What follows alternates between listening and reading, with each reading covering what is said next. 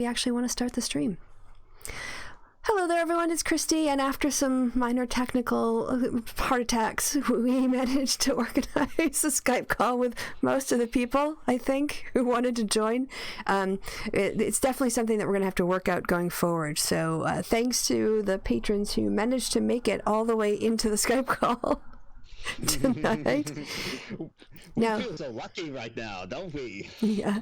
Now, unlike using Google Hangouts, we're not going to be able to see everybody who's in the call. So I guess this is going to have to be a little bit more chaotic because there's just whoever talking is on the screen, I think is how it works. And of course, you guys can't see me because my camera is being used by the Skype feed because that's how Windows organizes that kind of stuff. But anyway, yeah, you guys want to, you probably have heard me talk about my holiday and breaks and everything every time I've been on the happy hour, which, by the way, there will be another one tomorrow night, I can announce. Kevin got in touch with me. Tomorrow night, Monday night happy hour, go to Kevin's channel to watch that. And we will also be fixing our audio. We are going live and trying to improve that as well. So, but for the rest of you guys, yeah, what have you been up to? Well, I returned from holiday yesterday. I was up at the coast of the Baltic on the island of Rügen and spent 7.5 hours on the train yesterday. Fun. Oh, yes. That can be pretty brutal. Hey, Tom, we see you, but I can't. Yeah, there you are. Hello. Okay. Hi. Hi. I don't know what's going on. So, You're here. Matthew, are you here? I think I am. I can hear three people now. Yeah. And we can see you too. Oh, also, some random geek, you're clipping, so maybe if you could turn your internal mic down a little bit, that would be great. You're on Skype, I mean. The struggles of new technology. Oof, always. But yes, Tom. New. I knew I overlords. used Skype 10 years ago. Pretty much same for me. Oh, is that David, huh? Hi, Yeah. David. Yes. Hello, Tom. I was And hello, everyone telling else. Tom a few moments ago that this is the first time I've used Skype in probably about a year. And when I first opened it up, it was like, you don't have any devices connected to this machine. It's like, the hell I don't. You should see my desk. But pretty dusty program, huh? Probably had some updates you had to do. I totally uninstalled it and then, went to the Microsoft Store and reinstalled it. Oh, right. Yeah, clean sweep. Seems to have corrected it. Yeah, it was probably going to take too long to update that old ass version you had. Yeah, and all the restarts you'd need to do to get it to work, so. Mm-hmm. Yep. But I mean, on the plus side of this, so once you get the sound work out, and also maybe if someone could keep an eye on the chat, my chat earlier today was very helpful. Somebody, JMM, expertly advised me on how to correctly adjust my compression filter in order to optimize my sound, but I don't know how it is on the Skype part of it, so hopefully you guys are doing as well, and you can be heard. Yeah, I heard something, your short, your like, what, 15, 16-minute video from the other day. It was like you were clipping. It wasn't that you were clipping, it just felt like you were hitting the compressor really, really hard. Yeah. It was really, somebody mentioned the gain was too high and it was pushing your, It sounded bad.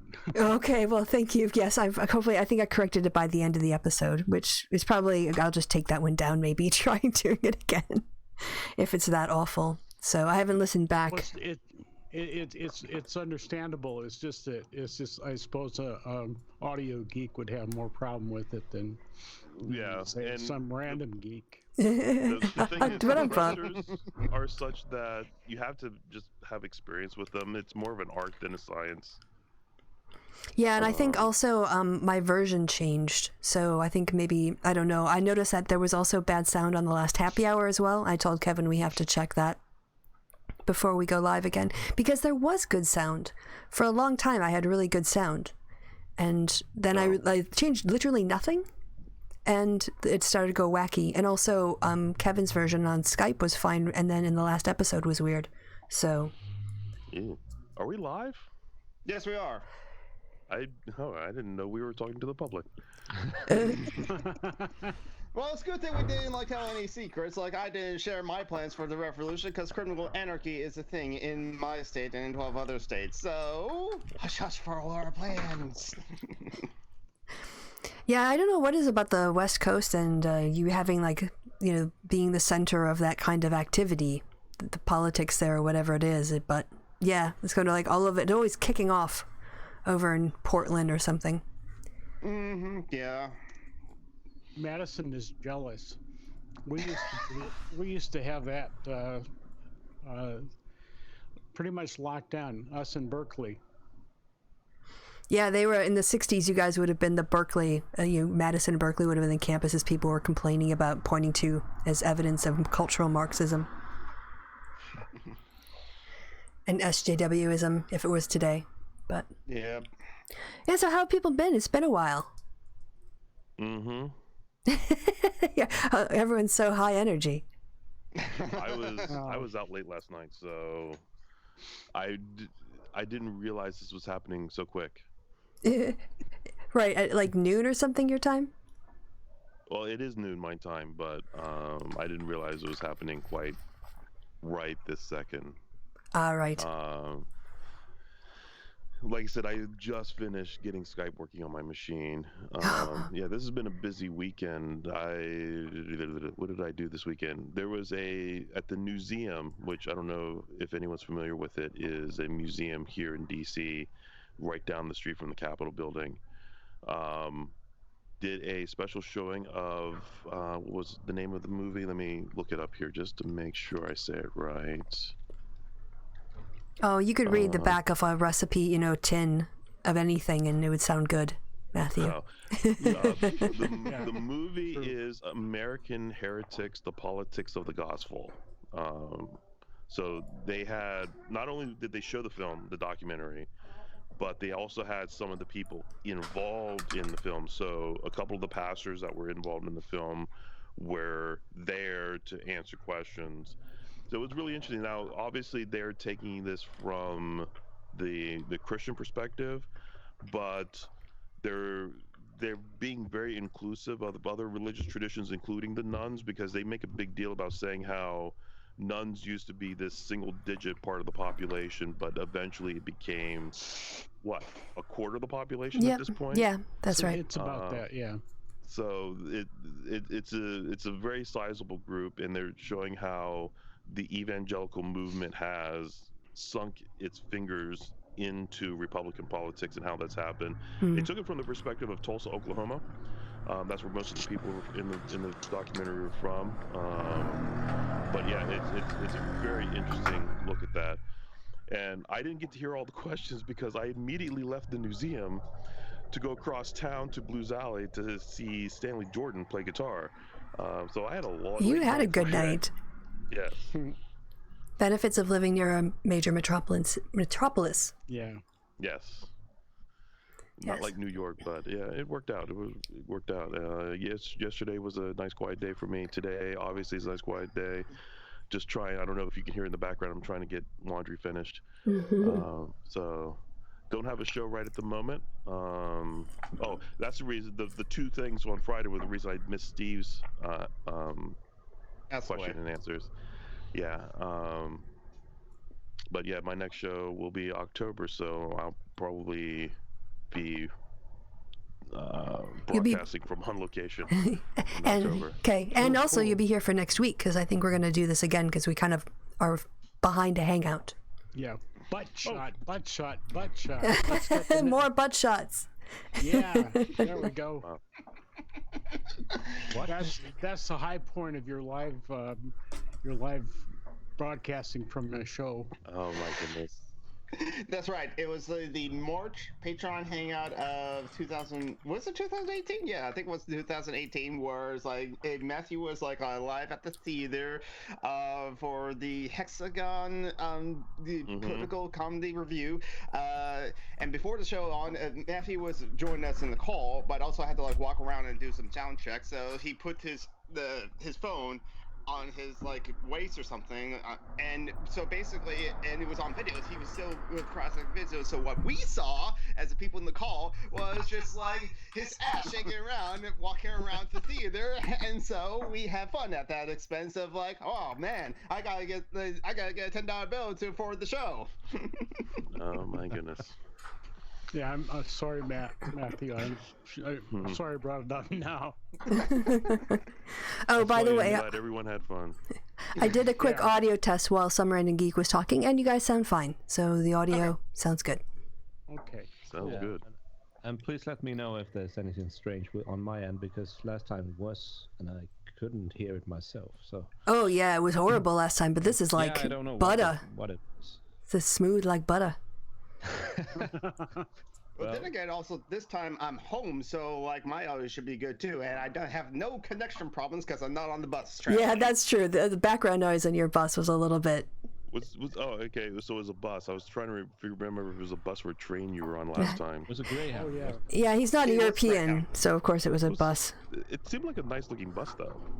It was a Greyhound, so I was like, it was all because like I know I was going to see a new movie, Kiki's Delivery Service in Portland with Jamie J, our friend and comrade, and but like I didn't buy the tickets to go there until like basically that week, and so I could have like paid for a train for the Amtrak to go down to Portland, and it'd be great and be awesome, and trains are mostly on time, but the tickets were too expensive for me, so it was like only $29 for a Greyhound, so I chose the Greyhound. But the Greyhound bus was also late for like an hour and a half, and so once I got off the bus for the Greyhound, I was running to the theater trying to like catch it. But I did manage to make it in time to watch the delivery service. Congratulations. I remember these new buses. We have Megabus around here. I don't know if they're on the other side of the country or not. And that's how I usually get to New York, just because Amtrak is so nice, especially if you can afford a Acela, but it's so expensive. It's almost getting up there into airline fares at that point. What? Yeah. But Acela is so nice. If you ever get the chance to ride Acela between DC and Boston, do it. It's like flying on the ground. They wait on you hand and foot. That's better than flying then. Those discount service. airlines. Yes. Oh, And I bet the seats are bigger. The seats are humongous. Oh my goodness. The normal seats on the Acela are like the first class in an airplane. The first class on Acela are like thrones. It's just an amazing service. Yeah, and you can arrive 10 minutes before it leaves, and they'll still let you on. Yeah. You know, like on a flight, you have to be there like an hour and a half before your flight, and then wait forever. Because, they limit your baggage. Other than like the security dogs that run through Union Station, it's not like you're being, shoes removed, patted down, anything like that. Like, who's gonna hijack a train? What's gonna happen? If someone hijacks the Acela, all they do is turn off the power to the track. It's like, yeah. But yeah, so I love it. But not the last time I went to New York, but the time before that, I was on Megabus, and it was raining, and I remember I was like sitting a couple rows behind the driver, and he couldn't get the windshield wipers to turn on. And so he phones corporate. They say, take the bus to the next bus stop, shut it down, and turn it back on again. And it made the wipers work. It's like, did you try turning it off and turning it back on again? And that works for buses now. Yeah, that makes me feel a little uneasy. I have a question about the Megabus. I've heard, is that the one I heard about that has Wi-Fi and nice seats and is an upgrade from Greyhound? I think it's an upgrade. It's weird because it's an upgrade from Greyhound, but I think it's cheaper than Greyhound usually tends to be. And the ones that go from DC to New York are the double-decker buses. So if you're in the upstairs portion of it, it's like nice view as well as you're going down the road. Although for me, being on a bus and being that high up is always like, is this thing going to tip over? But yeah, it's a nice ride. Even though you're still at the whims of traffic, especially when you get close to the Lincoln Tunnel and stuff like that, where traffic can get pretty bad. But you're on your Wi-Fi, so what do you care? But you're on your Wi-Fi. I've got my. It's like an adult pacifier. On and I care, yeah. It's a pacifier for grown-ups. Like, here, you've got Wi-Fi. Like, go on Facebook. Shut the fuck up for the next 45 minutes. Although I have unlimited Verizon, so I don't need the Wi-Fi, and Verizon is pretty good up I-95, so I'm good. I can listen to my audiobooks. I can read a Kindle or something like that. You have almost European-like options when it comes to transportation on the East Coast. Yeah. On the East Coast, you go 100 miles west Nothing. of here, and it's like Desert, nothing. Just cars and semis. You don't even have bicycles. No, God. It's like you've got I-95 with all of its options, because you can plane, you can train, you can bus, you can drive yourself. I'm pretty probably sure carpool. I'm pretty sure they're working on an Uber for I-95 or something like that. But then you have this like desert from 95 until you hit the Mississippi River. And then you get a little bit beyond St. Louis, and it's a desert all the way until you get to, what, I-5 or something, California? Yeah, I-5, yeah. Could have something to do with capitalism running stuff. Yeah, it could be. Yeah, Well, Republicans especially. I mean, there was meant to be a high-speed rail going between Milwaukee and Madison for ages, and Scott Walker basically canceled the federal funds that were meant to match it. Governor Christie took an entire fund that had been built up to be matching funds on the state level for federal funds for the Big Dig to create new roads and take some of the congestion strain off of the current infrastructure, and he just blew the money. He just took it and blew the money, and it was basically now the Big Dig is like, or whatever that expansion was. Sorry, not the Big Dig. That's in Boston, I think. That was in Boston. Yeah. Yeah, but you know, it's a nightmare. By the way, go ahead. I'm sorry. Yeah, this is important. I googled Megabus, and I got an article that's named 6 Reasons Megabus Might Actually Be Run by Satan. Oh, please. I need to know. Chat, so oh, no. You have to read those out. Please, read them out. Just hit the highlights. Okay. Have you ever taken the Megabus? If you have, you know that it often comes with unpleasant instances that start from the very first moment you go to purchase your tickets. We all know prices are never starting at $1 like advertised. Okay, I'm scrolling down. The first one, it's a dead zone, just like hell. How do they know? Trying to summarize this, you can read it for yourself. Is that about the Wi-Fi? I think it's about the battery charging. Okay. The bathrooms. Okay. I never use bus bathrooms. Oh no. I did. I try to time myself so that I don't have to. Wait for the stops. Yeah. The number 6. My friend once had 3 6s in her confirmation number. The devil's number is 666. What? Coincidence? I think not. I think the title was the most amusing thing about it. Yes, unfortunately, clickbait. Well, yeah, I looked at it. I looked at it quickly before the please disable your ad blocker bullshit came up, and the picture at the top is a bus on fire. It's a mega bus on fire.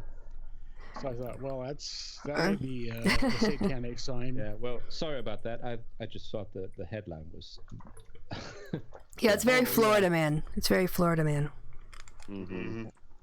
Yeah, I don't use the German equivalent of those buses. I've used Flixbus.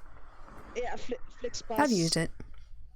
My problem is if I go to my parents, I have to go down the A9, and sitting in a traffic jam in the bus isn't any more fun than sitting in a traffic jam in the car. I would beg to differ with that, because if you're in a traffic jam in a car, you have to still pay attention. Agreed. Traffic jam in a bus, you could sleep. Yeah, you could be on your Wi-Fi. Yeah. Plus, you're higher up. You can see all the people getting mad, and if it's a really bad traffic jam, you can see them light hobo fires in the trash barrel. Create a black little black market economy as long as they're sitting there. No taxes. The other problem with Flixbus is they have some maintenance problems and some driver treatment problems. Like, so I don't want to drive. I don't want to go on a bus where the driver has been on the wheel for 10 hours already and is forced to do another 4, even though it's illegal. And I have a Bahn card 50 anyway, so I only pay half price for the train tickets. So yeah, that's another great thing about living in Germany, that, well, you know, in the UK it's a third off the most you get, and the tickets, oh my god. So can I just this is ridiculous. So you guys might have followed, I don't know, we talked about it on the show, but I wanted to do this day out to Ely, which was also like the home of Oliver Cromwell. It's going to be a nice day. So I invited Cog because I was like, hey, it might be fun to, we could both go together. So we went down together, and I had gone off to the cathedral to take pictures, and he'd gone to the cafe, because when I get in my zone, like, I don't even want you around. Like, I just want to focus on getting my shot and waiting for people to get the fuck out of my shot. Then I go to my next one. And that's what I want to do for like an hour and just fall into it. And that is my vacation. Like, I love that zone. So he went to do the thing, and he went to the cafe to, I think, work on a video script. And when I saw him afterwards, he had been on Twitter because Boris Johnson, it was the day that he had announced the proroguing of Parliament. So we were on Twitter like the whole ride there, and then he was in the cafe following it. We left and got to a Pizza Express to get some lunch, and he was following Owen Jones, who announced the I'm sorry, it's a really long story to get to my point about how expensive tickets are in the UK. But anyway, he's like, oh, there's a protest going on tonight in London. And I was like, do you want to go? And he's like, are you serious? Just go now? I'm like, well, we're at Ely. You could just jump on a train to, London. It was at King's Cross. And he's like, well, I don't have any money. I'm like, fuck it. Let's just go. It's history. So we got on a train. And so I spent like 20 to get down there to Ely for a return. And then it was like another 15 or something to get to London. But when I wanted to get back, so we went on a protest, but to get back to where I was, which was north of Colchester, it was a little bit farther up the road, but it was £55 one way at 10 o'clock at night, not even peak time. And the time before that, I was in the UK. I was staying again in East Anglia, and I was a last minute trip. We found a cheap ticket, so I went over. And if I went before, during peak time, to get a return, to go from somewhere near Colchester to London and back with the Underground, was going to be £90. And if I waited until after 9 o'clock, it was going to be like 50 round trip instead. So it's just that's an hour and a half on the train. Yeah. Which is compared to what you pay in Germany, especially if you travel a lot by train. You get the Bahn card 50, you get the permanent, I think it's like 200 for the year. But that deal is so good that at my employers, just one second, I'll do the story, and then Marianne can talk about how awesome it is. There's a program that says if you are an employee of GASIS and you buy a Bahn card, and you use that Bahn card to do your travel, if in the course of one calendar year you save us 200 euros, we'll basically offset the cost of your card for us.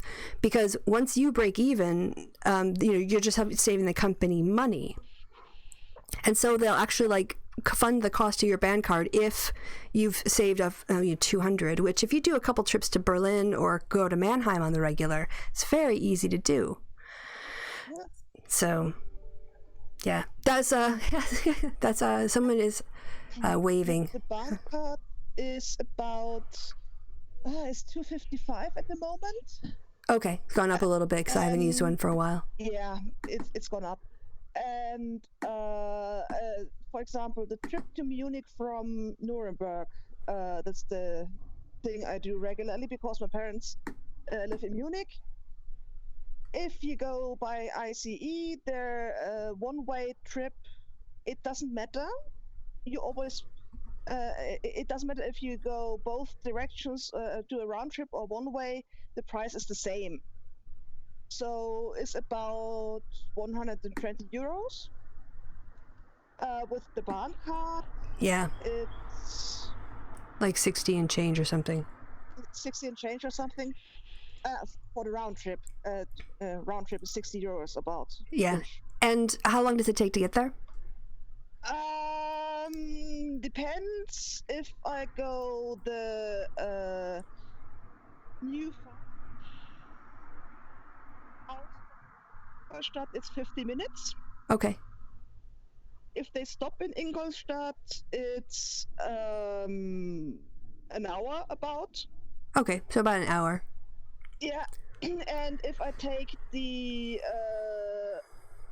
one of the ICEs that goes the old route via Augsburg, but that stops in Pasing, which is where my parents live, so I don't have to take the commuter train out from the central station. It's 1.5 hours, so it doesn't matter which one I take, it's all the same because the time I save going the fast route, I have to take public transport. And so it's a lot faster than actually going by car or by bus. And you can also go from Nuremberg to Munich for the price of the Bayern ticket. That's the cheap-ass ticket where you go take the regional trains. And there's a direct regional train from Nuremberg to Munich that takes about hours, I think. So, yeah. I did that once or twice when there was chaos due to snowfall and stuff that happens sometimes. Just an FYI, guys, someone gave a message and I added them to the call. So welcome, Red White Knight, who's joined the call. Hello. It's actually me. It's me, Tim. So. Hey, Tim, how are you? Oh, hi, Tim. Hello. I was wondering what interesting name you're going to give yourself. Because it's, like, It's always something. Well, you have the troll account of Trump's wife's secret lover, but then you also have your main account, which is for your English teaching online. And so I was wondering, is he just going to be Tim from Canada, or his actual name? I think I said, it's Tim from the Facebook group when I was in your Skype. I guess I didn't name it then. I might not have seen it because I just jumped over to add you to the call as soon as I accepted your friend request or whatever. Mm-hmm. Yeah, I should have woke up earlier, but I didn't realize. I was it's usually 2 p.m. my time, but it was early. Oh yeah, we went a little bit early because I've done a couple live streams already this weekend, so I was go when I still have energy. Me and Tom. I don't know how you keep up. Yeah. In my subscription list, Christy Winters is the #1 culprit of adding time to my subscription list. Not number of videos. Just hours. Just the total amount of time. I think number of videos probably that goes to what's his name, Simon Whistler. But I don't know. Total time. Oh, Simon Whistler is the guy who does the Brain Food Show. Oh, okay. Right, yeah. He does top 10s. Today I found out biographics, geographics. He's got 5 channels now. Ooh. But it's all informative. But yeah. But despite him putting out 5 videos a day, it still doesn't match what Christy does in a week. Well, when you count the happy hours, yes. Although YouTube doesn't want me to count the happy hours on my channel anymore, so those will only be appearing on Kevin's just one channel. We decided to go with his. Well, actually, I offered to go with his, and he accepted. So. Unless the sound continues to be an issue, in which case we'll have to go back to my channel so I can have more control. Yeah, actually, honestly, yeah, I think the compressor problem is the same problem we're having of late in the other show. So now that that's sorted out. Doesn't Kevin know how to do sound? Oh God, no. He's so lazy. He doesn't want to do anything. He doesn't even prepare for the show. I mean, the one time I invited myself onto the happy hour, I was more prepared than Kevin. Yeah, it tends to be kind of a last minute thing. We have general topics we think about talking about a couple days beforehand. but his connection, his internet connection cannot be good. It has to be like. We did have a pretty serious heart-to-heart about him finding out whether or not there was fiber optic cable in his neighborhood and switching over to that and getting off of whatever broadband service. But I don't know. Do you know my hatred of the current fiber optic provider in this area? No. How much do you hate them? Well, here's the issue. The people across the street over there have fiber optic cable. I do not. What? I have to deal with Comcast.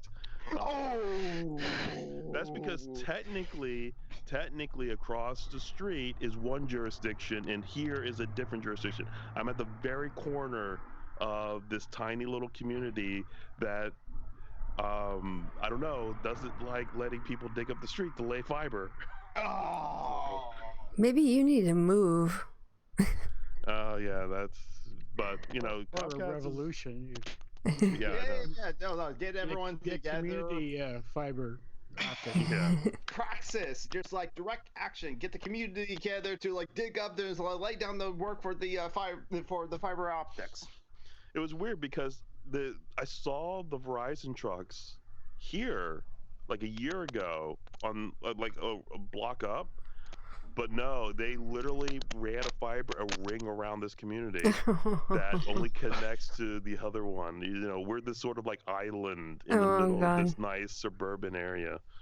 But surely you'll have a whole host of them banging on your door and wishing to install your new fiber optics. That's capitalism, isn't it? Sure. Exactly. Sounds like a zoning issue. I don't know. It sounds like you have to run for local council. This place is weird. I live in one of I'm trying to remember the people who designed this place are famous in certain circles. I'm trying to think of what their name was. The Kettler brothers.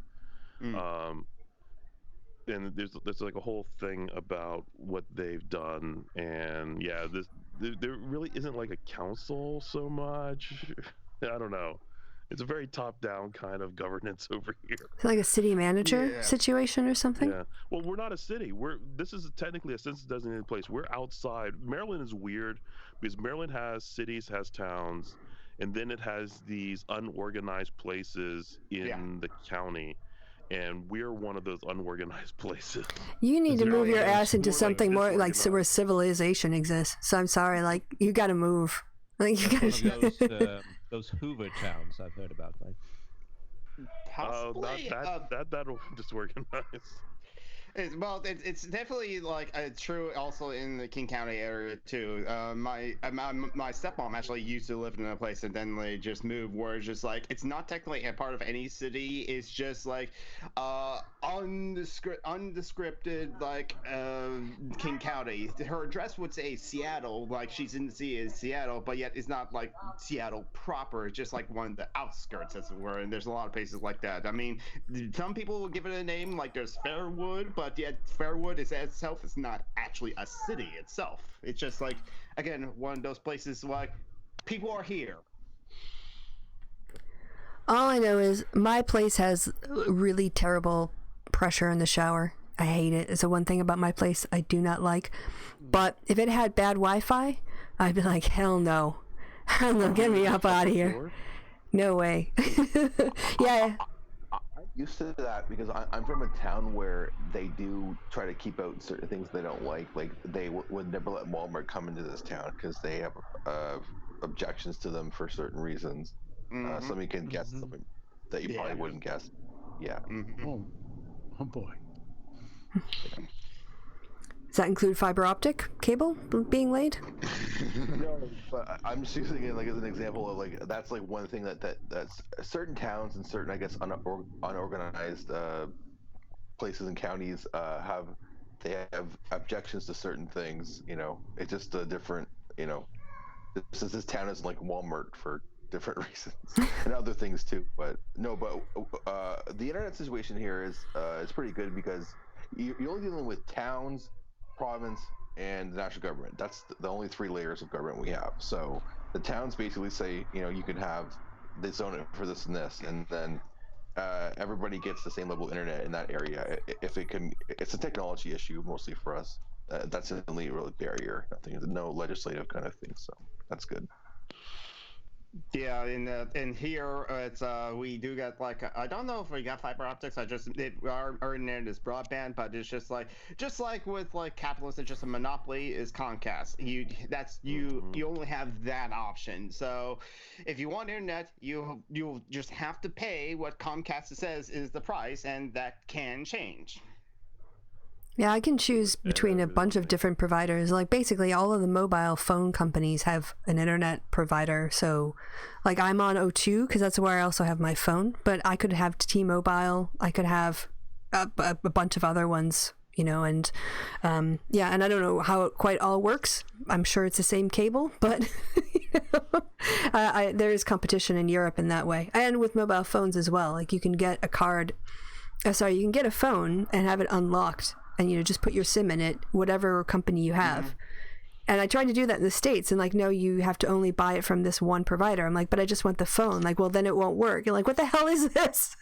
What do you mean? Why can't I just pop a SIM card in here from my current card? Just swap it over.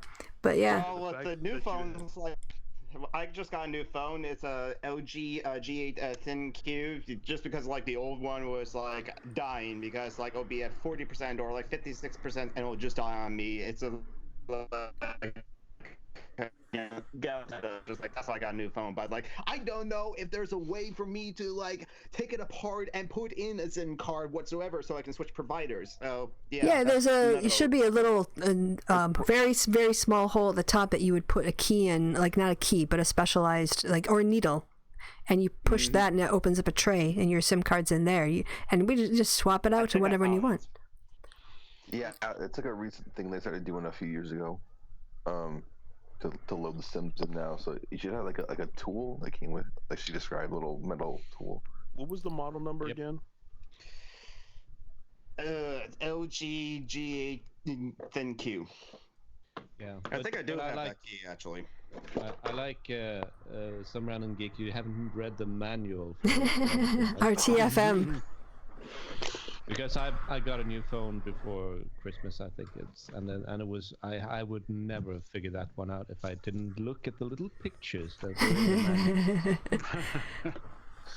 Well, the nice woman that sold me my phone last year about this time, she showed me. She says, "Yeah, this is a new thing that we have." I showed it to everybody because it's you know, if you haven't bought a phone in like the last like 6-7 years, which is my case, she was like, "Yeah," she just did it real fast and it's really neat. It saves having to take the back off because in the past I bought the back off on the phone and then and some phones too still. Well, the older versions of my earlier Galaxy 6s, you had to take off the entire back to get at the SIM card.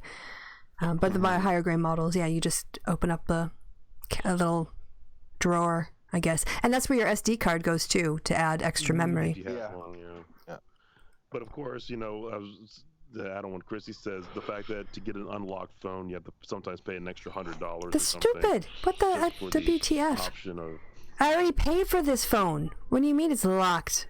You don't buy a car and then tell people, "Oh, here's the key to get into your car is an extra $100." Get the fuck out with that. That's locked phones. It's not. They'll give you the key, but you can only drive on certain roads until you pay them the fee. You can only go to the emergency room with it. Emergency room trips only. Right there as well. They just like you already paid the $60 for the game, but they want you to buy more stuff, loot boxes, these skins. You want these skins, don't you? You don't want the default skins. No, you'll be teased at school for having default skins in Fortnite.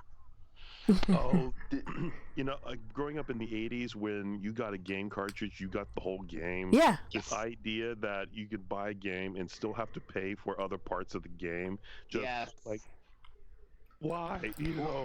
Well, it's capitalism. It's in fact, I understand. I grew up with too, but this only started like I guess 10, 12 years ago with the whole download DLC thing, and now they have the new NBA game. It's just straight up gambling now.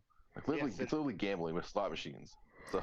What I find frustrating is that Microsoft Office now is a subscription. Yes. Yeah. What the? These are programs. It's not like Dropbox where I can like move. That's just a racket. That's just a complete racket. What they do is they charge you less because being in the IT industry, I saw this coming a long time ago, where instead of buying the software outright, and then you run the potential of running the software for years, they say, okay, you pay this small amount every year, but you have to keep paying it every year. But the moment you stop paying it, you can't use the software anymore. But the trade-off is, it stays up to date. If that's what you want. And then, of course, they'll take away a feature that you've loved for the last 10 years, and you're going to shake your fist at them. Yep. Yeah. I use OpenOffice because it's free. It updates reasonably easily, and I think you can finagle it to be reasonably compatible with some of the Office stuff. Reasonably compatible. Yeah, I have OpenOffice on this machine. It's not exactly. Yeah. But my life is pretty much working on Microsoft, which is what we have at work. Usually a lot of PowerPoint presentations, saving them to Dropbox, and then working on them at my home laptop or on my tablet. Yeah, so PowerPoint's one of those things where the compatibility between OpenOffice and Microsoft Office doesn't work very well. Unfortunately, yeah. you cannot add all those flying things and yes, things that you should always add to all your presentations. Yeah, Prezi, man. The flying things, yes. I guess. Yeah, oh, you like Prezi? I love the Prezi. message. Yeah, I love Prezi too, but it takes might as well make a fucking video as long as it takes to get Prezi to do all the stuff. By the time you transfer over the slides and you do all the effects and then you set up the path and you think through it, like I can make a video in that time. But I like Prezi, yeah.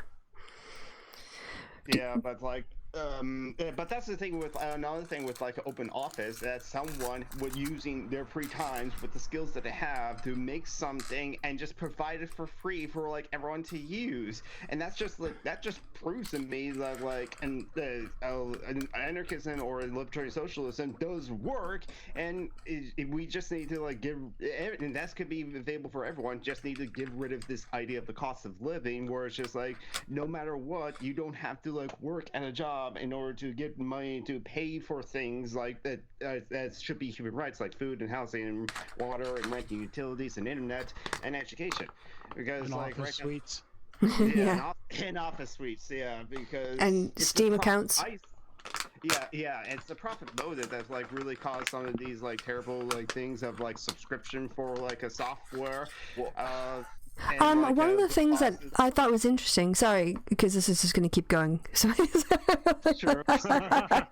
But when I was watching the coverage of the Brexit debates in Parliament from the EU, there's a news station that comes out of, it's actually something I was thinking about watching again recently. I think it's called Euro News or something, but if you just type EU News, it's a 30-minute program in English where they talk to various EU ministers and people who are, in the EU. Anyway, they were covering the story that, who was the woman who used to run, oh gosh, was it the World Bank? Christine La something. Yes.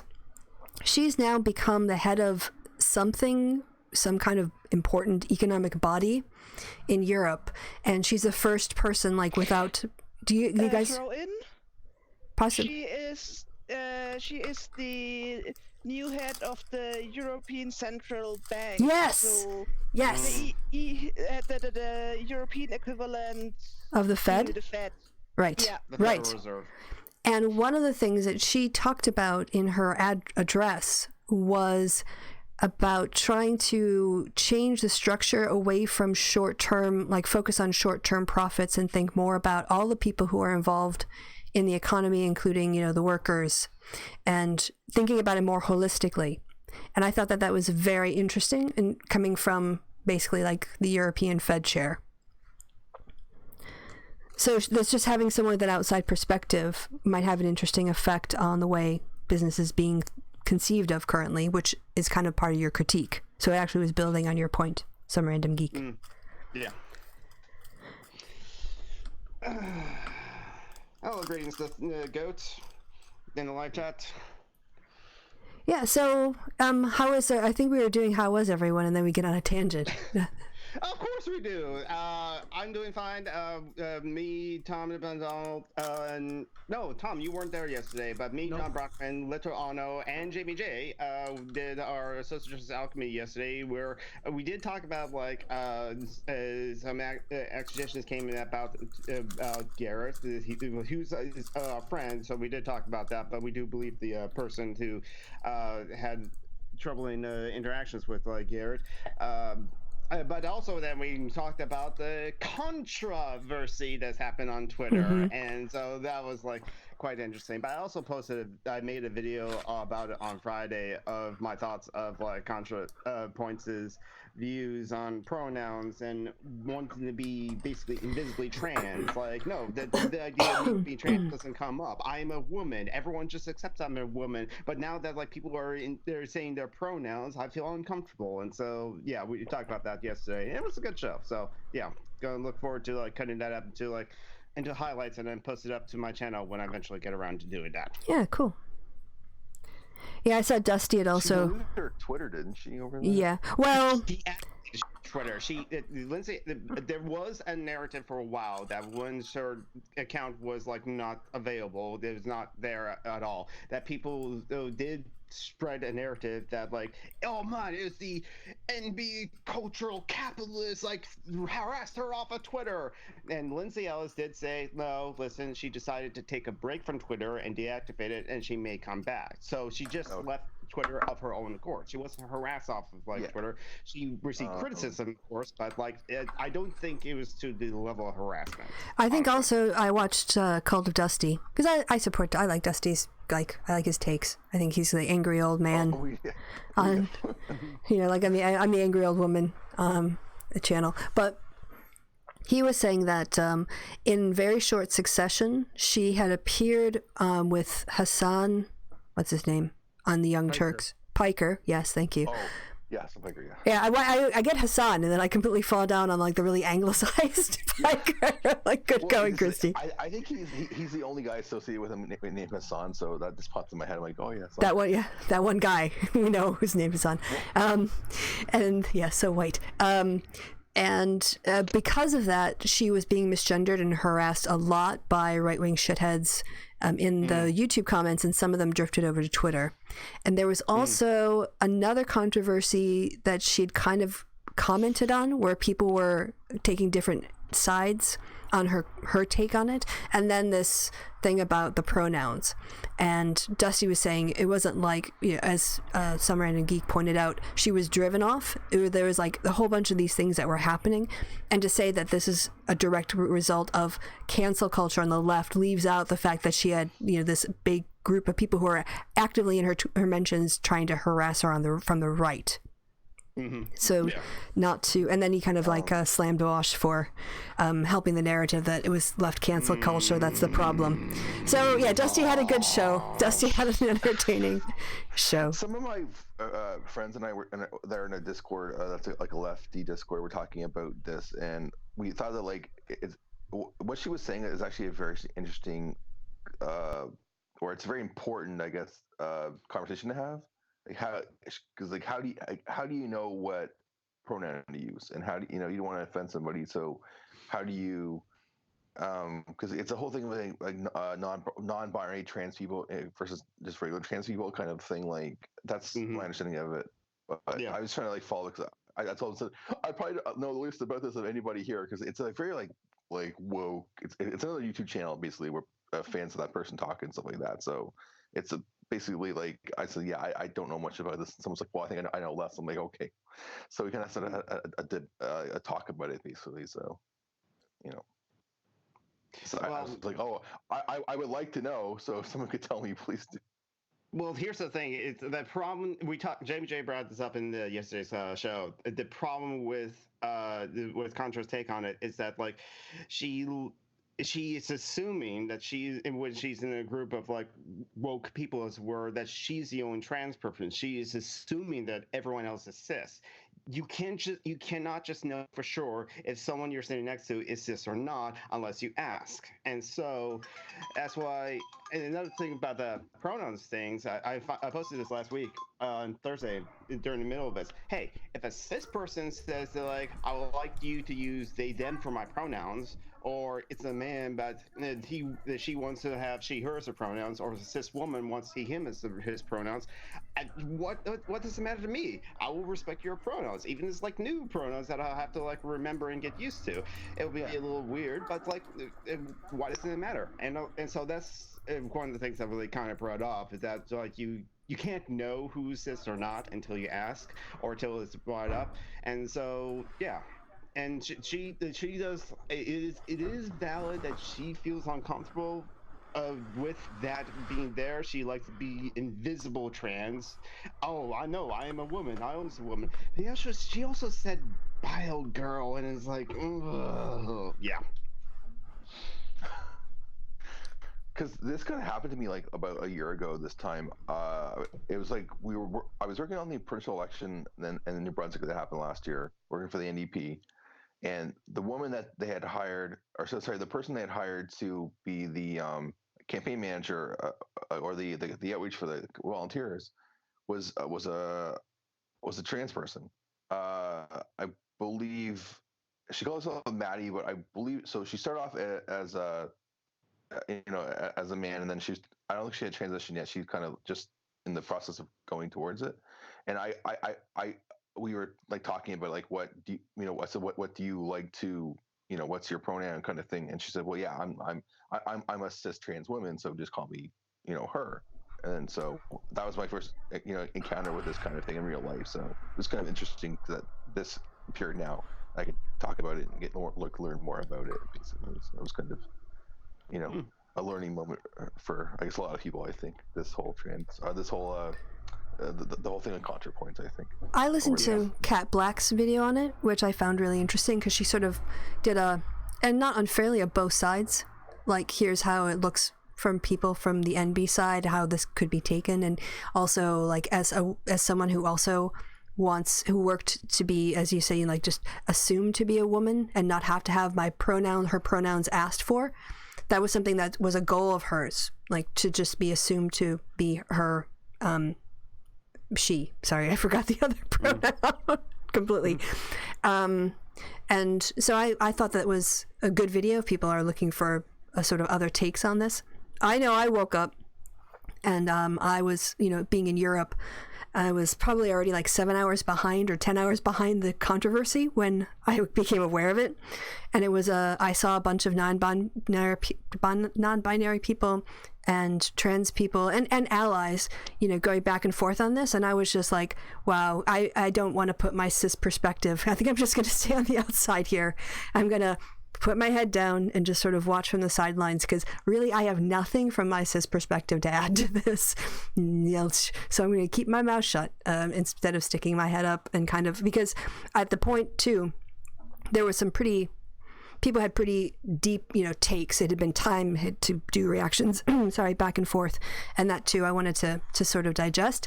And I think, Kat Black probably summarizes similar to how I see it too, which is both sides have their own perspectives on it. And there's also an unfortunate miscommunications or the way that language has been used.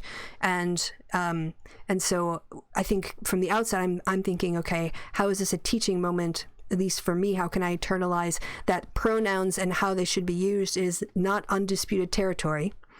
And it's something that's being contested, and I need to listen to people and understand where they're coming from, not necessarily pick a side, but from my perspective, try to understand both sides, because I think that's what I can do best as a cis ally. But another thing I want to add to about this controversy, this is not the first time, and this is what I mentioned in the big thing about my video is that like Contra has a history of like having this perspective of like in order to be accepted as a woman and accepted as a gender, you have to be presentable and pass in a certain way. And it all goes back to like the aesthetic, which was the almost a watershed moment of like the divide between most of like trans YouTube or trans Twitter, as it were, and her, whereas like she says that you need to pass, or her character Justine says that like you need to pass. She says that to Tabby, and Tabby also like had weak arguments in the counter to that until the very end. And I also shared how it's like actually it was that video or response to that video that caused me to question my gender to the point where I'm now non-binary because of it. But yeah, so it's not sometimes people think it's like it's only this recent thing, but there's been a history of things. No, and I would even stipulate all that and just say that I still feel like it's not my place to, I'm here to listen. Sure. And I think that is until I can have formulate a more informed take, keeping my mouth shut and not doing a hot take is allyship and hearing people's points, so. Right. Yeah. But yeah, that kind of blew up last week. Besides all the fascism happening in America and Britain, that was a distraction. Yeah, and also to be fair, yes, even though this does, whenever this brought up, I still feel like it's kind of like a relative privation fallacy. But some people that I greatly respect and so friends with this has said that there are bigger problems going on. No. Hey, the happy hour is all about keeping track of the big problems and the YouTube drama because we all follow it anyway. So it's. I don't mind YouTube doing it. And occasionally you will show some. Yeah, exactly. Like you follow us because you also follow the YouTube drama. That's it. Like we're doing the dirty secret that nobody else wants to admit to on the left. Speak for yourself. I enjoyed when like Kevin Logan would find like a video that he would just laugh for like a whole minute of like all of those people dressed up in T-Rexes doing a race. That was great. Yeah, agreed. But yeah, it's a mix. So I think what I took away from yesterday's stream, Jonathan, was you should eat the rich, wasn't that the Yes, conclusion? exactly. And also, I want to murder all the landlords as well because like that was also brought up in the Ask Away, and that's a recurring joke on the Social Justice Alchemy as well.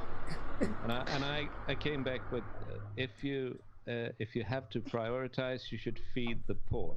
That's your one. Eating the rich, feeding the poor. Proposal. And there are not enough rich people to feed the poor. Well, it is a modest proposal. For you history buffs out there. I'm of the opinion, don't eat the rich, you have no idea where they've been. There's that. Let's compost them. Since they're so full of shit, they'll be great fertilizers for all the new plant-based food that we're be growing to feed the poor. Well, if you cook them right, The Winter's Patreon Hour is a comedy show, not meant to advocate for any type of violence or armed revolution. And the opinions of the guests are not necessarily the opinions of Christy Winters. Said that they should kill the rich before eating them. Yes. That's a movie called Hannibal. You've seen that? Yes. No, I haven't. Don't. Oh, God. It's as bad as the book. Yeah, it's not good, but there is a famous scene. Yeah, Ray Liotta, wasn't it? Hannibal? Did they eat the elephants? Not that Hannibal, Lecter, but nice. Yes, but I'm pumped. Okay. Yeah. I'm here for the comedy. It's communist. It's very cannibal at the same time.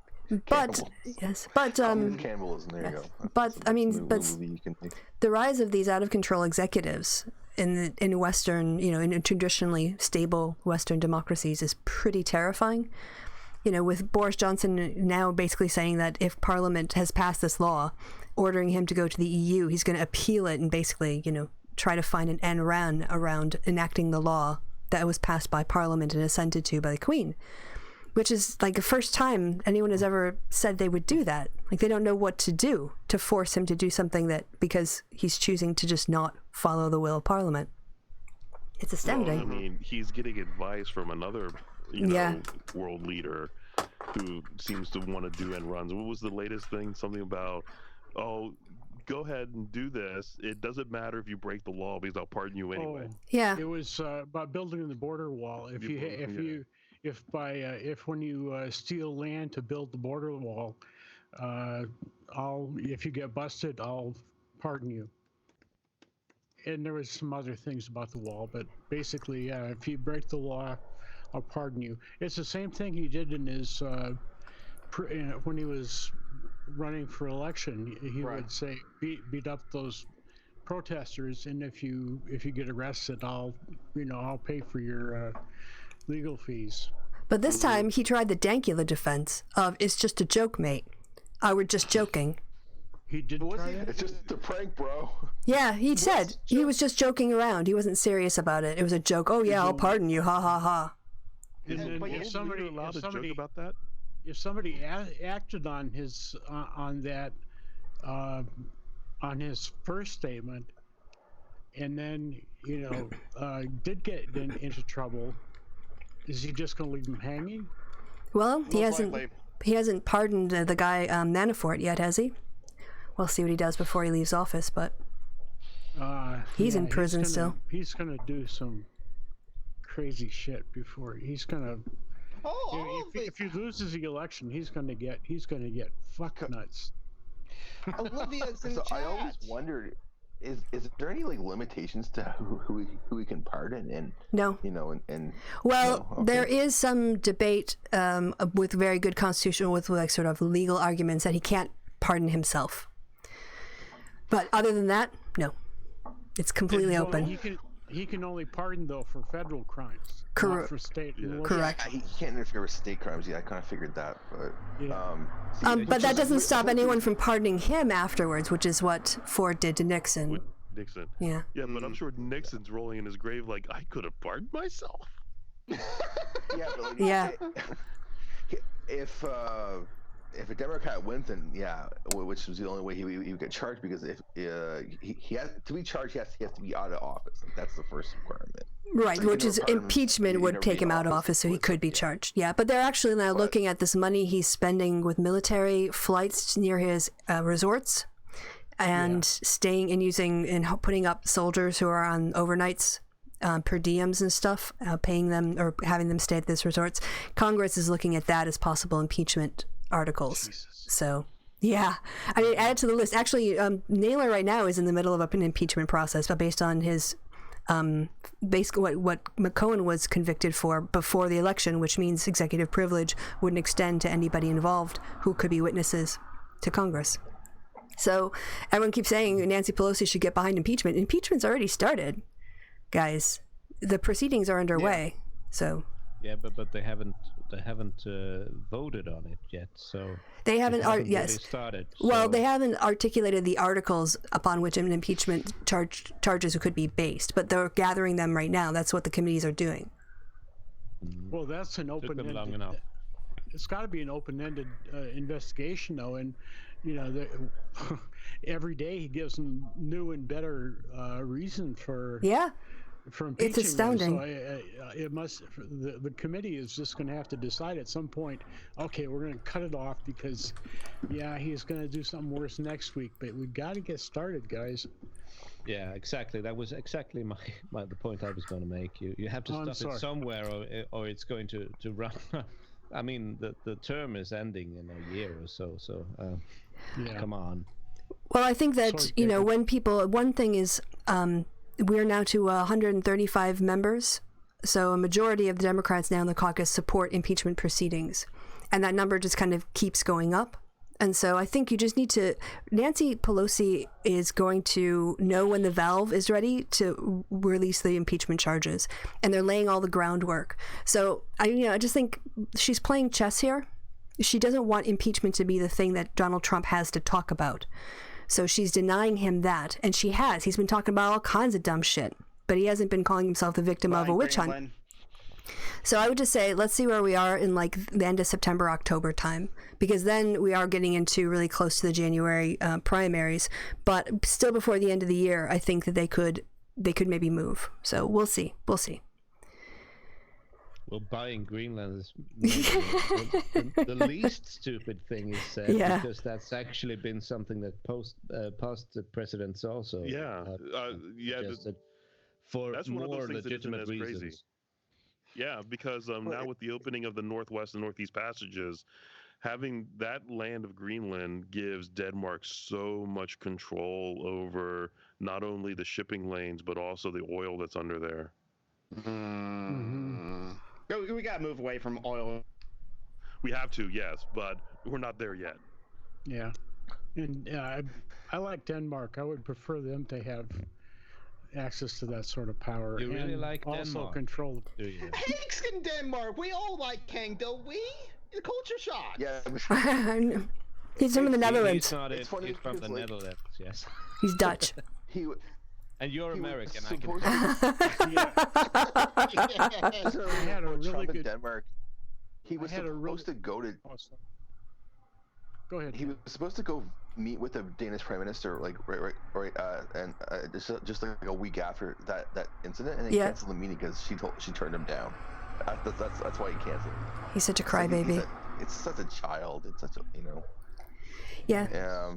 So the thing is, sorry, can I just say to the person? Sorry, someone just Skyped me, and we're gonna wrap up the call soon. So I'm not gonna invite them in. Sorry, Olivia. She joined the call. She joined the live chat very late. At like. Okay. Well, can you add her to the call? Is it possible for you to add her? I don't. Oh, hello, Lito. I know you just showed up. I don't know if.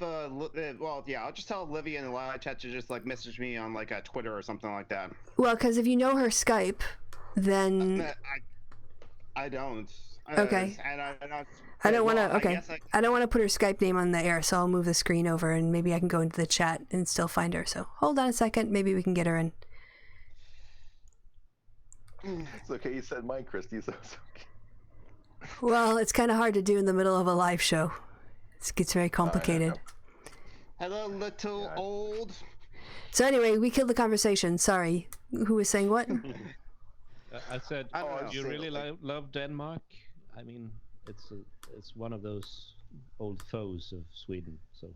Yeah. Well, on the other hand, I like it because a good friend of mine in college was Danish, and his father fought in the resistance, and his father passed down to him a Luger, and the Luger was not a Danish weapon.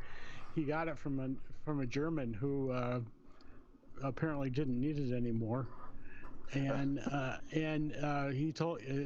my friend told me about the story of the 5 o'clock bombing in Copenhagen. Every day, people would set their watches by the 5 o'clock bombing, which was the underground would set off a bomb to disrupt Nazi infrastructure. Every day, 5 o'clock.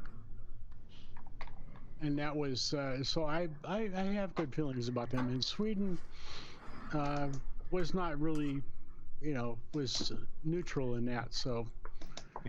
I have a slight edge on, slight affinity for Denmark. Yeah, I live in a part of Sweden that was conquered from Denmark in the 1600s. So. So from the 1600s, and you're still holding on to that grudge to this very day. No, not really. It's the same way we make fun of the Norwegians. Okay. See. That's my favorite Nordic country is Norway, because I used to live there, and they make fun of everybody, I guess, because they're like, we can't understand the Danes, and the Swedes are, I guess it goes back and forth. They call them like their cousins that are not as smart or something like that. It's like within your family, and if you have brothers Yeah, and it's like- sisters, you're bickering all the time. You 'Cause- don't really hate them. Well, Yeah. most of the time. Because at one point, like Sweden controlled all three of them at one point, and then Denmark controlled Norway, and it's I don't think Norway ever controlled the other ones or something like that. But it's a long history of. There used to be a union in the Middle Ages, and which was dominated by Denmark, and then Sweden got a bit for a while, and then all of us just sank down to the pressure of France and Great Britain. So and Germany. The Norwegian kings were for a long time very powerful in Scotland and Ireland, and even some in England too. In England for a shorter while, but still powerful. They kind of called them all the Danes back then, though, or because there's a show I watched called The Last Kingdom, which is basically about that. Right, but I think I'm thinking of King Haakon, who is Norwegian, and he was Haakon's a Norwegian name. Yeah, he was involved in a lot of the fooling around a lot of Norwegian. Sorry, my teeth.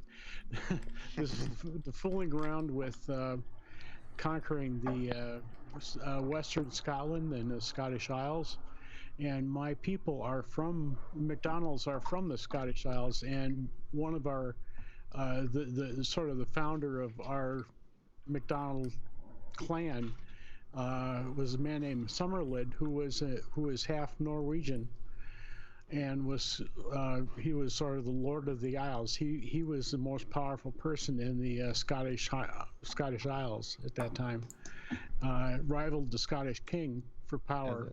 1066 was, I mean, that was first an invasion by a Norwegian king, and then by William the Conqueror. The William the Conqueror, yes. Right. We beat the Norwegians at Stamford Bridge, and then we lost at the other one, which I'm not going to think about because we lost.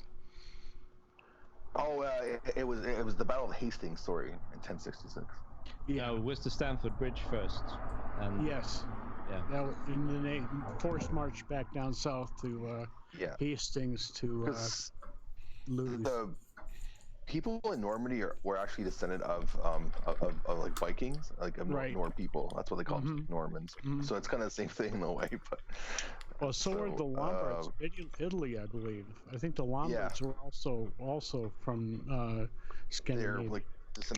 They're like like 8th, 9th, 10th century. Like that's when they showed up there, basically. And there's a show on Netflix called The Last Kingdom, which is basically about that happening in England. Of course, they call everybody the Danes, but I don't think necessarily they're all Danes necessarily. But with all this infighting, what about white identity and white culture? Oh, screw white culture. They didn't have time to think about that. They're too busy killing each other. For land, for religion, for whatever. So that's a solution to that problem. Just kill each other. That's. Well, if we could bring that ethos to the white supremacy movement today, I think we would all be much, much better. Let them kill themselves is what I'm saying. I'm not sure that that's the actual policy of this call, but Christy would have to decide. But maybe not kill, at least sort of occupy each other peacefully. Peaceful occupation. Peacefully occupy each other. Oh, I can't believe anyone have enough. Peace is not really a right-wing thing, Tom. Right? I know that sounds like a euphemism for sex. Yeah. Well, it probably is in some ways. Whatever it takes, you know. Hey, remember people get them off the street. Good time. Is there anything that isn't a euphemism for sex? No. No. Unfortunately, not anymore. No, because the internet. Yeah, Reddit. YouTube was like. Shows me that the right wing does fight with each other. The alt right does, anyways. There's a lot of infighting on YouTube with alt-righters. So Yes, Yeah. pretty much. I'm trying to think of a Pornhub category that wouldn't involve white supremacy in some way, and I just can't. Incest porn, shit porn. Are you going through the list now on the page? You look like you're reading off something. No. About, I'm going from memory. It's burned into the thing about like sexual fetishes and porn, if you can dream it, it exists. Like, trust me, like any configuration you can come up with, someone has it at least somewheres. So that's they call it The Rule 34. Yeah, and if you click the wrong hyperlink, you can find things that you didn't know exist. Like, whoa, that's a thing. I give it more intellectual name. I call it the universality of sexual preference. Because everybody's got one and it exists. It's better than Rule 34, though. Not everyone. Yeah, true. Hello, Olivia. Are you there? Is your audio good? We haven't said hi to you since you joined the call. Yeah, I'm here. Hello. And we can hear you. You can hear me. Yes. hello. Yeah, sorry, there was I think you joined in the middle of a bit. Yeah, no worries, it's fine.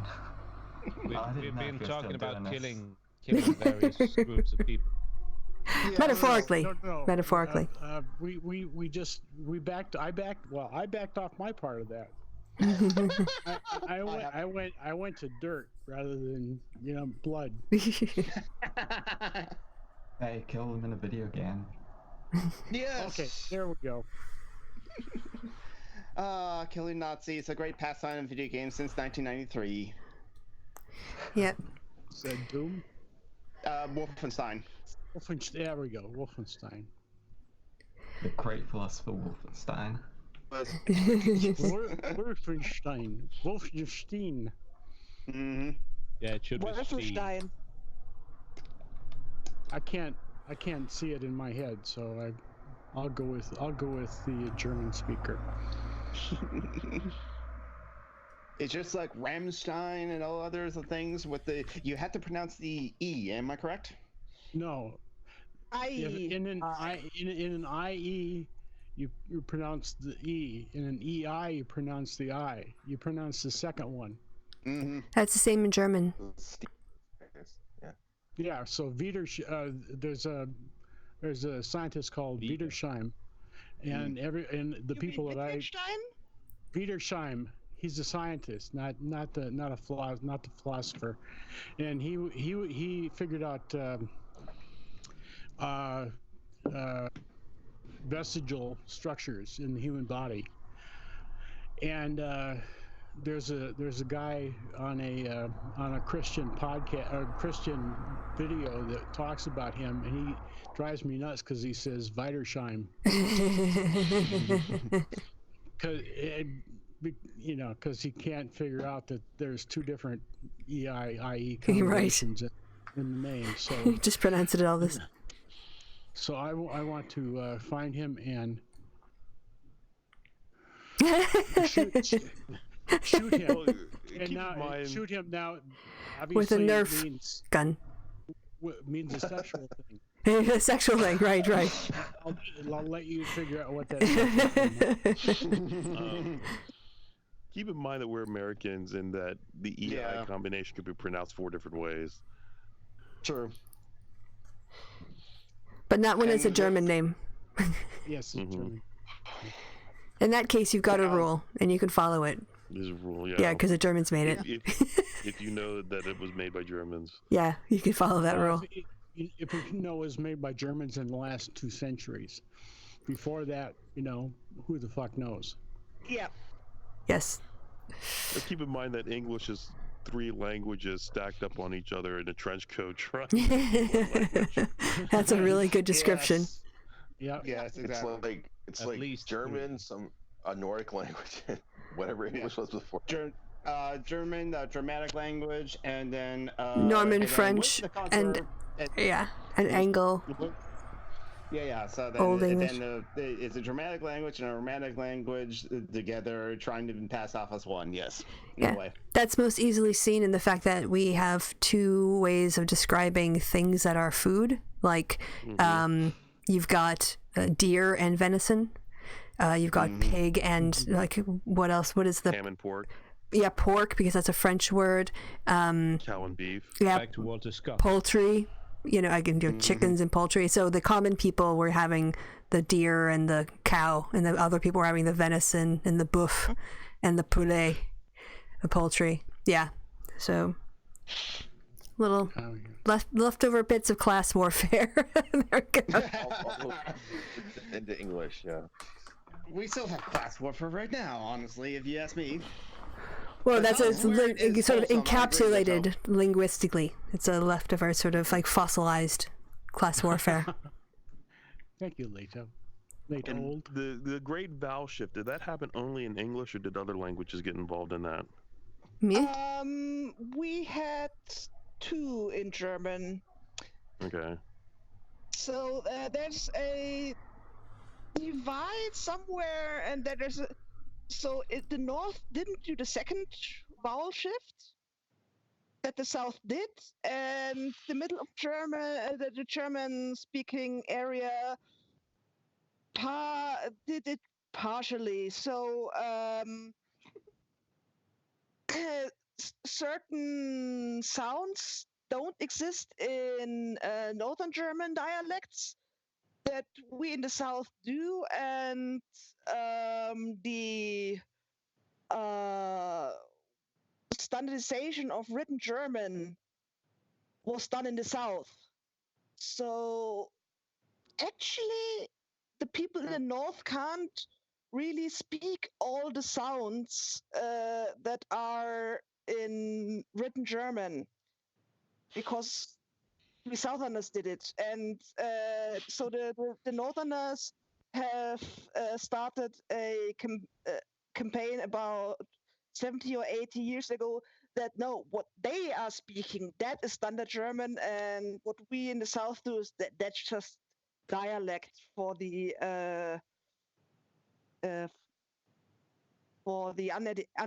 uneducated, because Austrians.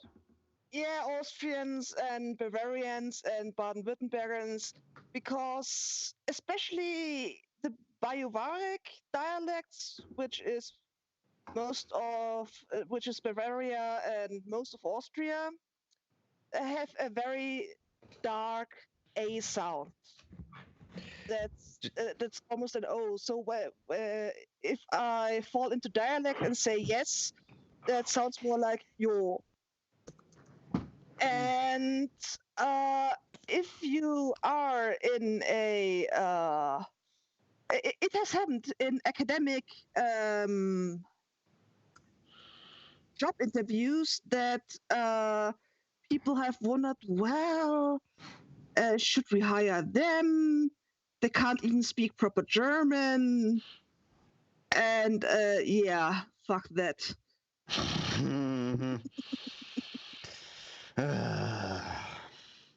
Judging someone by the way they speak. Yes. Tribalism in that way. Jeez, come on. We're all people, and they're all German. So. But you should be allowed to have fun. Isn't like the entire musical My Fair Lady about the whole class warfare and language? Yes. Mm-hmm. Yes, it is. And a friend of mine saw a production of My Fair Lady that was localized to the regional dialect that's where I live. And she said, okay, he's very fluent in that dialect, but the specific regional variant that they used for that one was beyond her. Because, for example, my dad visited a colleague during university over the weekend, and there were only about, as the crow flies, let's say, 30 kilometers from where he grew up, but there was a mountain between them, and the father of his friend and the older brother were talking about something, and the only word he understood was Traktor. Yeah. And then HK. My personal dialect is weird anyway because my parents spoke Carinthian with me. I grew up in Munich and have been living in Franconia for the last 10 years. It's. And now you're speaking English. And now I'm speaking English. Right. Sounding like I was going to say a callback to earlier about the Scandinavian languages. There was a very funny. I mean, it would be incomprehensible to you because you don't speak any of the languages, I think. But there was a very funny Norwegian sketch a few years back where they made fun of the fact that the Danish language is turning more and more incomprehensible even to Danish people. Because they sort of swallow every word of it, and there have been actual linguistical studies about it that Danish children struggle because they can't understand their own language because it's so different from the way it's written. And they sort of, as I said, they swallow most of it or a lot of it. So it's turning into a problem, and this is what both Swedes and Norwegians have been saying for a long time about Danish. We can read it; it's not that different on the written page, but when they speak, it's sort of incomprehensible sometimes. Yeah, I heard a lot when I was living there 10 years ago. So yeah, they have been saying that for a long time. And then HK in the chat said that, like, what about silent letters? They always freak me out. And it's like, yeah, how am I supposed to know that you spell it with a P in front of it if I never hear it in the word? Yeah, I don't know where we get our silent letters from, or how those emerged from what language, or when it was decided that certain letters wouldn't be pronounced. I don't get that. Laziness? Yeah. Well, it's from what I remember, and someone can probably disprove me very quickly. It's a combination of the Great Vowel Shift, because the Great Vowel Shift included a couple consonants, and What Grimm's is this? Law. What is this vowel shift? Tell us. I don't know what this is. It's the fact that our long vowels don't match the short vowels anymore. So our words don't sound like they did back in like the 1600s. Because like how does it work again? Our long A is actually corresponds to the short E, as opposed to if you think about it, the long E corresponds to the short I and things like that. So those vowels, and of course this happened right around the printing press, so the written language got locked in, but the spoken language was still sliding. So yeah, in English the vowels don't correspond to each other, they all shifted. There are articles about it, and actually somewhere over my shoulder there's a book about it that I still have yet to read. And then you add to that Grimm's Law, which shows how Proto-Indo-European filtered down into all the languages like Greek and all the Romance languages, including the Germanic language, which includes English. Some of those things, because that's the Grimm's Law was still running at the time, because Grimm's Law keeps going all the time, and Grimm's Law is named after the Brothers Grimm of story fame. That always runs, and in fact you can see that running, like if you read stuff George Washington wrote compared to now, and how language was just even 200 years ago. And so words like enough, we have an F sound where it would have been that guttural sound like at the end of yeah, I can't do it. So someone else. No. So that's why there's a silent GH at the end of enough. So a lot of silent letters were actually spoken at one point in time, but because the printing was already locked in, the language still shifted, and so the consonants all changed as well. Yeah, it's lovely when you're trying to learn English as a second language. Yeah. Oh, God. See, because Oh, I have a silent letter in my family name for some reason, and it was always attributed to the fact that there's like 4 or 5 different spellings of that name across the because my family's also from Scotland too, Tom, and there's like it's pronounced Finlater, but it's the way my parents spell it, it's fine later. So you can see how like it caused a lot of confusion right when I was a kid. Now there is a spelling where it just says Finlater, and then there's a few other ones after that. But I think the original one is the one that my parents have, because if you go to Scotland, there's a castle with that name.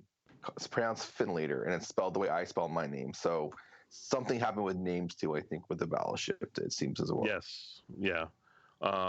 Like knight and knife, the K was pronounced at one point in time. Mm-hmm. Oh, you silly Knife. little knickets. Yeah. I think it's Knife. Knecht. And knight's an interesting one because you got 2 silent letters, because you got the KN at the beginning and the GH near the end. In the middle, yes. Yeah. In Middle English, in Chaucer's time, that would have been connect. It's you need a little more guttural of the GH, so Well, okay. Yeah, and the word in modern Swedish, and I guess Swedish before is knekt. So we still got the old, or some of the old pronunciation of it. It's the same word, same basic word, and I think it exists in German as well. Still, so it doesn't. No, we call them Ritter. Ah, yes. Because right. Yeah, we have that too. It's Riddare. So, yeah. It's rider in English, by the way. Fun with languages. Well, yeah.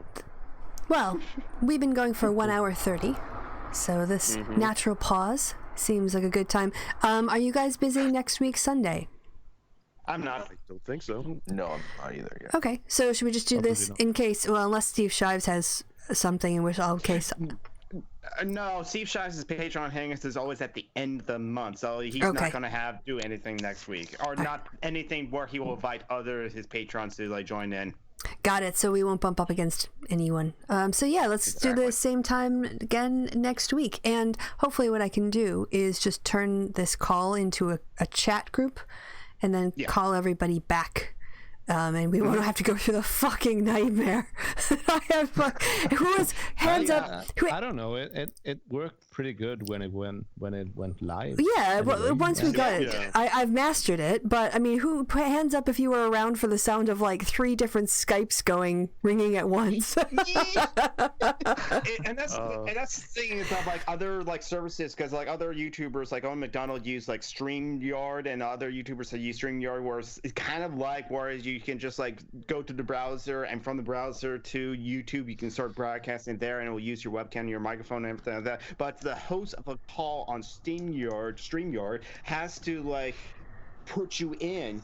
Someone cannot just like automatically join in once they get the link. No, the host has to like click a button to like add you in to the call be in part of the broadcast. And same thing. And then Steve had to do a whole bunch of things for like the Lightstream Go or something like that he did for his Patreon Hangout. Oh God, yeah. Like 7 of 8 people as well. So like I don't know of any other good option, but like it's a little easy. It's a little easier in Skype for business, but of course, for whatever reason, Microsoft refuses to let Skype and Skype for Business talk to each other. Because on my work laptop, Skype for Business works because I can send a link just like we used to for Hangouts, and people can just enter it. But I don't think you can do that in regular ordinary Skype. Well, on the top at the top of our screen there is like a person add button, and that supposedly is just like a link you can send to people, I guess. But like I don't know if like Christy Winter still has to like call. Well, here's the thing that works, I think. Okay, you go ahead, and then I'll talk about adding audio. Go ahead. As long as they're on your contact list, you can do that. You just can't like just go search somebody randomly and find. They have to be added to your contacts first. That's why I went and added myself to your contacts before I tried to come into the call. Oh, right. Got it. Yeah, sorry, I was thinking about the answer I was going to give. I completely ignored everything you just said.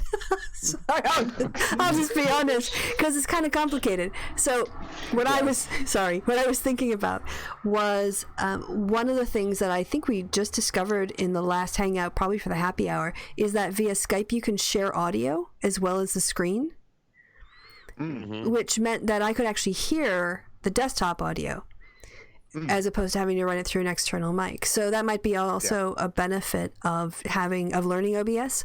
And Skype maxes out at 10, right? Which is what I think pretty close. I think Hangouts used to be 9. Hangouts was 10, including the host. Okay. 10.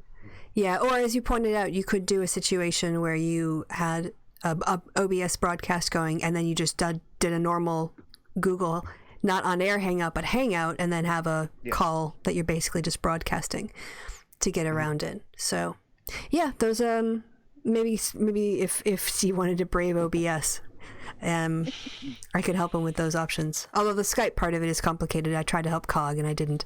I need to bring in Kevin, if you can believe that, to provide some technical advice. Because when I was helping Kevin, So I was helping Kevin and walking him through everything. We got to the Skype part, couldn't get it to work. I was like, tech support. Yes. And I was like, oh my God, we've been doing this for 50 minutes now, and I don't know the answer. I'm going to have to look it up. Like, I just don't want to spend my evenings off work doing this. And he's like, okay, that's understandable. Bye. And then 20 minutes later, he's like, I got it to work. And we did a test of it, and it worked. And then I don't know what he did. There's some magic installer that he used as a patch, and I don't know what it is. So that's why I have to get Kevin to tell Cog what he did. Anyway, that was a pointless story you guys didn't need to hear. No, it was fun. We get to learn about how Kevin Logan managed to do tech support for someone else. Well, not yet. Like, really? I still ask. But the thing is, I guess what it shows is that, you should be helping other creators through this hump. Sure. We've got a good community of people who are willing to sit through and help other people, and then, spread that information around too, so other users can learn from us, since there's obviously a lack of tutorials on how to convert over from Hangouts to this. Anyway. Very, very anarchistly or communistly, just like helping others out from each according to their ability and to each according to need. Yeah, in this case, knowledge of an installer for an OBS link to Skype, which is what Kevin has. Hey, there was demand for it. Yes. Yeah, using 3 different systems instead of 1. That's capitalist for you. Don't even get me started on this conversion over. But hey, I'm monetized again. Hurrah! Nice. Yeah, I just had to delete a bunch of mirrored episodes of the Happy Hour and some in Solidarity mirrors, and they gave me it back within like a week. I probably should do that for my channel in case I manage to get to above 1,000 subscribers and 4,000 hours. I also have to delete all of my mirrors as well, and just like for this, so it's just an alchemy thing, just make highlights, because I guess that's once you create a separate content, even though it's just like clips from another show, it seems to be fine, I guess. Yeah, they actually give you. Should I have not sworn today? No, don't worry about it. I'm sorry. I tend to go for the limited or no ads, which basically means if you have YouTube Premium or whatever, or some like whatever, I don't really care. I don't make a lot of. I also have YouTube Premium, so and that's fine. Like, I don't really do this for the money, but it is nice occasionally to get the super chat money to help with the podcast costs. We all know swearing is the worst thing you can do. Yeah, that's gosh. Right. I mean, calling for the extermination of people and so on, that's just par for the course. But swearing, no. Yeah, saying that white supremacy is a hoax, that's actually it's monetizable content right there. That's that old Puritan philosophy. Yeah, very much at work. And now the philosopher song is playing in my head again, because I looked up the lyrics just in case in case they want to break out and sing the philosopher song. All right, now you teased it. You have to do it now. Immanuel Kant was a real peasant who was very, very stable. Heidegger was a boozy beggar who could drink you under the table. David Hume could out concern Liechtenstein and Sligo. And Liechtenstein was a boozy song who's just a slosh of Sligo. There's nothing Nietzsche couldn't teach you about the raising of the wrist. Socrates himself was permanently pissed. John's to admit of his own free will. On hyperpyramency was very particularly ill. Put it, play it the sake and stick it away. Have a crate of whiskey every day. Aristotle was a bugger for the bother, and Holmes was from his dram. And René Descartes was a drunken fart. I drink, therefore I am.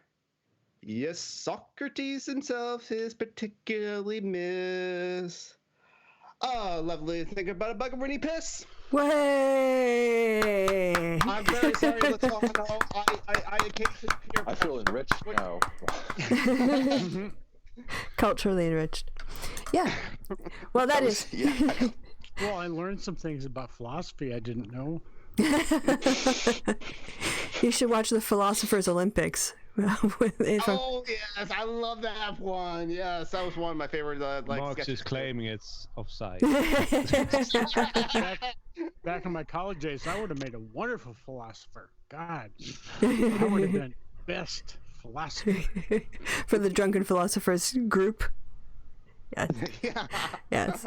Well, is it just a group or is it all philosophers? Yeah. I need to know these things in case I reincarnate and drink again. Yes, the drunken philosophers. It's like the thinking man's drunken peasants podcast or something. That would be fun. Oh God. There still needs to be the left version of the drunken peasant. The tipsy sages. I don't know. Something like that. I'd like to purge any kind of memory. Cognac communist or something like that, maybe. Maybe. Sorry, what was that, Tom? Personally, I would prefer purging every memory and vestige and thought of anything to do with with that other show. Yes. Banish they who shall not be named. Well, who were named, but I would prefer to scrub that from my memory. Yes. Mm-hmm. Eternal sunshine. See, that's why. I apologize. No, that's all right. It's just if I drank, it would be a lot easier to do. I'll drink for you then, Tom. I know you will. Yeah. I When count you on it. suppress history, that's how you remember all the mistakes you did before. That's why I want to suppress history. Get a bottle of scotch and do what a good Scotsman would do and just drink. No. I can't do that anymore. Yeah, we've got people medically excluded, and yeah, teetotal. I'm not talking about personal history. I'm talking about history. Oh yeah, exactly. I could pour scotch over. Pour one out for the something. homies. Huh? Pour one out for the homies. You know, Yeah. like the 40, kind of. Yeah.